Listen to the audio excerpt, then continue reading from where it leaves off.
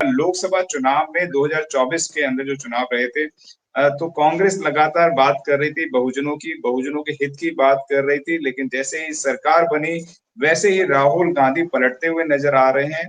बाहर विदेशों में जाकर इस वक्त आरक्षण खत्म करने की बात कर रहे हैं। तो क्या लगता है कि आरक्षण को क्यों खत्म करना चाहते हैं राहुल गांधी?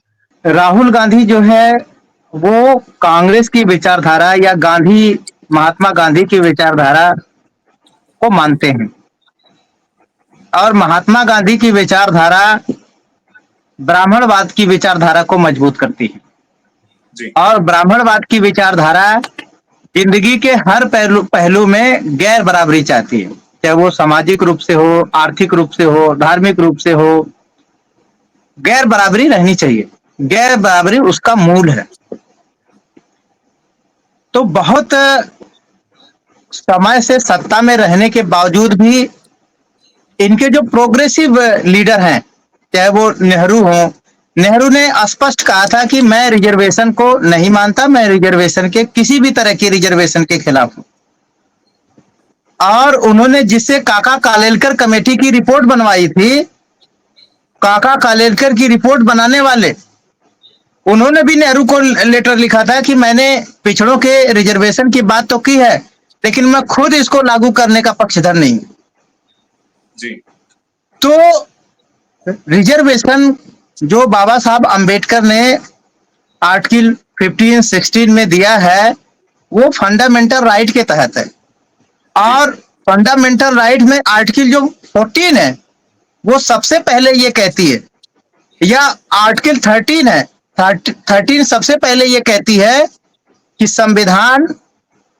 भारतीय संविधान जो है, कोई भी ऐसा कानून, कोई भी ऐसी मान्यता जो संविधान के मूल लक्ष्यों के खिलाफ है, उसको नल एंड वाइड करती है।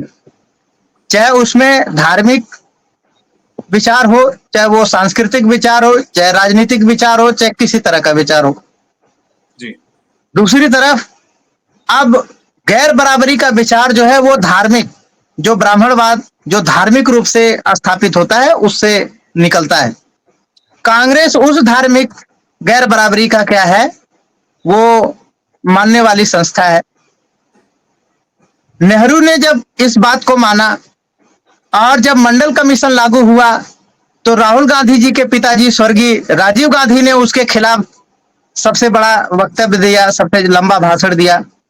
तो अब राहुल गांधी जी लीडरशिप में आए हैं, तो ये अपने कांग्रेस के एजेंडे को कैसे झुठला सकते हैं?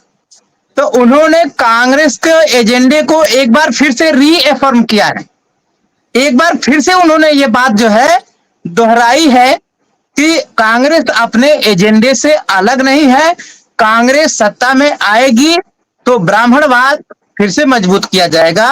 ये बात राहुल गांधी जी ने स्पष्ट किया है, वो देश में भी स्पष्ट किया है और विदेश में भी स्पष्ट किया। और मैंने बताया है कि विदेश की जो राजनीति है वो देश की राजनीति को प्रभावित करती है। जी। और आप मैंने बहुत सारे देशों का, बांग्लादेश का, बहुत सारे देशों का आपको बताया है कि कैसे इंटरनेशनल पॉलिटिक्स, अंतरराष्ट्रीय राजनीति देश की सत्ता को प्रभावित करती है। तो इसलिए राहुल गांधी जी आज के समय में उनको ऐसा लग रहा है कि जो दलित है, जो पिछड़ा है, वो उनके साथ जुड़ गया है। उनको अगर अंतरराष्ट्रीय लोगों की मदद हो जाए तो वो फिर से कांग्रेस को सत्ता में पहुंचा सकते हैं। वो इसलिए लोगों की मदद लेने के लिए, जो ब्राह्मण, जो अंतरराष्ट्रीय संस्थानों में बैठे मनुवादी हैं, उनकी मदद लेने के लिए कांग्रेस पार्टी ने, राहुल गांधी ने फिर से ये बात दोहराई है कि कांग्रेस पार्टी आज भी ब्राह्मणवादी पार्टी है। वो भारत में इलेक्शन के दौरान कोई भी मैनिफेस्टो बना ले, लेकिन वो जो मनुवाद का एजेंडा है, जो ब्राह्मणवाद का एजेंडा है, उसको नहीं छोड़ेगी। तो ये बात है। और जो हम लोग बार बार दोष देते हैं कि राहुल गांधी, कांग्रेस धोखा दे रही है, देखिए, जब तक लोग बाबा साहब अंबेडकर की बात को नहीं मानेंगे तब तक इस देश में कोई बदलाव नहीं किया जा सकता। लोग धर्म बदल लें, लोग क्षेत्र बदल लें, लोग नाम बदल लें, लोग पहचान बदल लें, वो कुछ भी कर ले, जब तक मैं कह रहा हूं ना कि अगर आप इस देश में पढ़ाई लिखाई करते हैं, ज्ञान हासिल करते हैं, आप समाजवादी बहुजन बनते हैं, तभी इस देश में परिवर्तन नहीं किया जा सकता है। जी आप कांग्रेसी बहुजन बनते हैं, तभी इस देश में परिवर्तन नहीं किया जा सकता है। आप कम्युनिस्ट बहुजन बनते हैं, तभी इस देश में आप परिवर्तन नहीं कर सकते हैं। आप देख लीजिए, बहुत सारे दलित जो है प्रोफेसर बने बैठे हैं, कम्युनिस्ट विचारधारा के बैनर तले उन्होंने अपनी ट्रेनिंग ली है। वो देख लीजिए वो किस तरह की बात करते हैं, वो किस तरह से बाबा साहब अम्बेडकर को मैनिपुलेट करने की कोशिश करते हैं। अगर इस देश में परिवर्तन करना है, देखिए न्याय तो कोई भी मांग ले, बहुजन समाज की जरूरत न्याय मांगना नहीं है।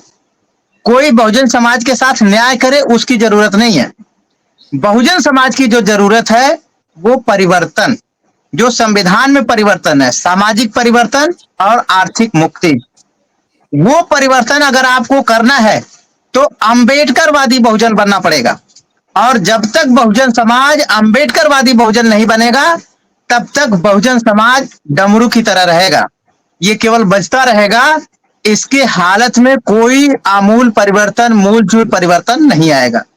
तो इसलिए राहुल गांधी जी जिस विचारधारा को मजबूत करने वाले हैं, उन्होंने अपने लोगों को यह संदेश दे दिया है कि मैं उस विचारधारा से भटका नहीं हूं, मुझे भी मौका आप दे सकते हैं। और अगर आपको इन मनुवादी विचारधारा का मुकाबला करना है, गैर बराबरी का मुकाबला करना है, तो आपको परिवर्तन करना पड़ेगा। उस परिवर्तन के लिए आपको अंबेडकरवादी बहुजन बनना पड़ेगा। और अंबेडकरवादी जो बहुजन बनेंगे, तभी आप एक नेता, एक संगठन और एक प्रोग्राम को आगे बढ़ा सकते हैं और उसी के तहत इस देश में परिवर्तन कर सकते हैं, और दूसरा कोई आपके पास रास्ता नहीं है।